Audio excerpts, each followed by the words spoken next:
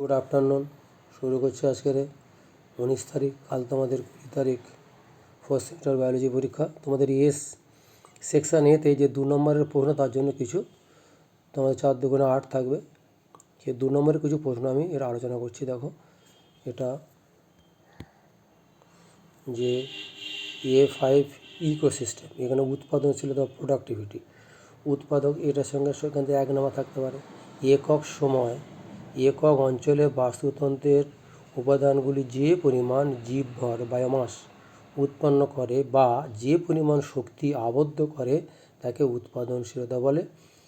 এরকম আগে একটা ভিডিও আছে, তবে এটা 2 নম্বরের জন্য আবার বলে দিচ্ছি। প্রাথমিক উৎপাদনশীলতা প্রাইমারি প্রোডাক্টিভিটিতে আসতে পারে। একক সময়ে প্রতি একক অঞ্চলে সালোক সংশ্লেষ ও রাসায়নিক সংশ্লেষের মাধ্যমে যে পরিমাণ শক্তি আবদ্ধ করে বা যে পরিমাণ জীবভর উৎপাদন করে তাকে প্রাথমিক উৎপাদনশীলতা বলে।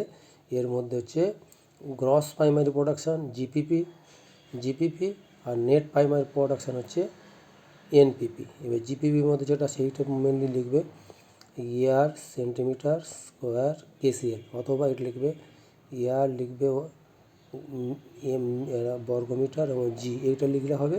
এটা শক্তিরূপে, আর শুষ্ক জৈব বস্তুরূপে এটা লিখবে। আর যদি শক্তি লোক তাহলে এই কেসিএল দিয়ে করবে। এই দুটো লিখলে এই যে এইটা যখন নাম্বারটা কাটা যাবে, এটা লিখতে হবে। আর net primary production GPP NPP plus R. এবারে শ্বসন ও অন্যান্য জৈবনিক কার্যে ব্যবহৃত শক্তি হচ্ছে আর। তাহলে এনপিপির সঙ্গে নেট প্রাইমারি প্রোডাকশান আর আমি যোগ করলে জিপিপি, আর এনপিপি করলে জিপিপি মাইনাস আর, এইটুকু বললেই তোমার এখান থেকে এইটুকু লিখলে 2 নম্বর। 1 নম্বর হয়ে গেছে। এখান থেকে এইটাতে ইম্পর্টেন্ট আছে ওয়াই চ্যানেলটা যা দেখো, ওয়াই চ্যানেলের মধ্যে কী থাকবে এখানে সেটা দেখে নাও। এটা সেই ওয়াইয়ের নিচের দিকে সেই ঠ্যাংটা, এটা ওয়াই উদ্ভিদ, তৃণভোজী আর বিয়োজ, এখান থেকে ভাগ হচ্ছে তৃণভোজী আর বিয়োজক। তৃণভোজী থেকে এখানে খাদ্য, তৃণভোজী খাদ্য শৃঙ্খল হয়ে গেল, এই ছবিটা সোজা। বিয়োজক থেকে খাদ্য, কর্কশ খাদ্য শৃঙ্খল। এই বিয়োজনের মধ্যে ব্যাকটেরিয়া, ছত্রাক ইত্যাদি যেগুলো এখানে যখন আছে, এই যে মৃতজীবী, ব্যাকটেরিয়া, ছত্রাক, এগুলোকে ভক্ষণ করছে, করে তাদের আবার কেউ খাচ্ছে। এটা ডেট্রিটাস খাদ্য শৃঙ্খল। এইটা দিয়েও 4 নম্বর না 5 নম্বর প্রশ্ন ওখানে দেওয়া আছে, আগের অডিও ভিডিওর মধ্যে রয়েছে। তো শুধু এইটা দেখো, বাস্তুতন্ত্রের শাখাসি গ্রেজিং খাদ্য শৃঙ্খল আর ডেট্রিটাল খাদ্য শৃঙ্খল একই সঙ্গে সংগঠিত হয়। এইটা লিখলে তুমি 1 নম্বর পেয়ে যাচ্ছ। আর এই দ্বিচ্যানেলে ওয়াই আকৃতির শক্তি প্রভাবের একটি বাহু গ্রেজিং খাদ্য শৃঙ্খলে, একটা বাহু গ্রেজিং খাদ্য শৃঙ্খল, অন্যটা ডেট্রিটাল খাদ্য শৃঙ্খলে অভিমুখ নির্দেশ করে, তাই এরূপ শক্তি প্রবাহ। এই দুটো লিখলে তোমার হয়ে গেল।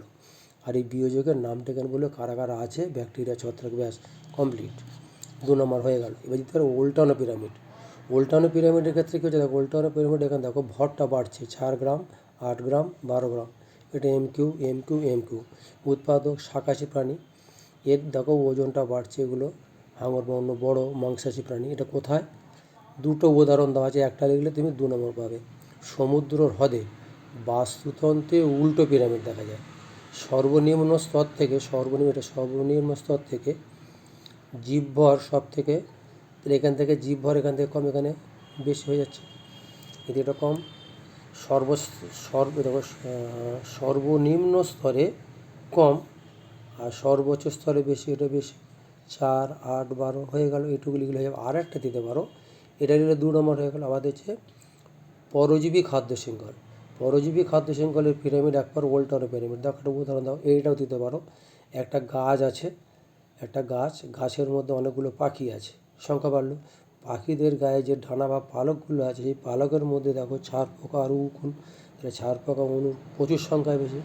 তাহলে পিরামিডের পরজীবী খাদ্য শৃঙ্খলের পিরামিড দিলে ওল্টানো পিরামিড। তাহলে একটা গাছ দেবে, যদি ছবি আঁকো একটা গাছ আঁকবে, তার উপরে কতগুলো পাখি এমনি দেবে, পাখির গায়ে পালকের মধ্যে ছাড় পোকা উকুন, হয়ে গেল 2 নম্বর কমপ্লিট। এবারে এনসিইআরটির থেকে যদি সেও নাম্বার পাবে। Primary producer, primary consumer. এখানে এই যে 4 আর 21, 4টা হচ্ছে বলবে ফাইটোপ্ল্যাঙ্কটন, এটা হচ্ছে জুপ্ল্যাঙ্কটন ফাইটোপ্ল্যাঙ্কটন খেয়ে বেঁচে থাকে। তাহলে এটা ফাইটোপ্ল্যাঙ্কটন, জুপ্ল্যাঙ্কটন। এটা তোমার লিখলেই তুমি 2 নম্বর পেয়ে গেলে। শেষ করছি, পরের ভিডিওর জন্য তৈরি করছি। সবাইকে ধন্যবাদ জানিয়ে আশা করি এটা একটুকুনি জাস্ট দেখে রাখবে। রাখলাম।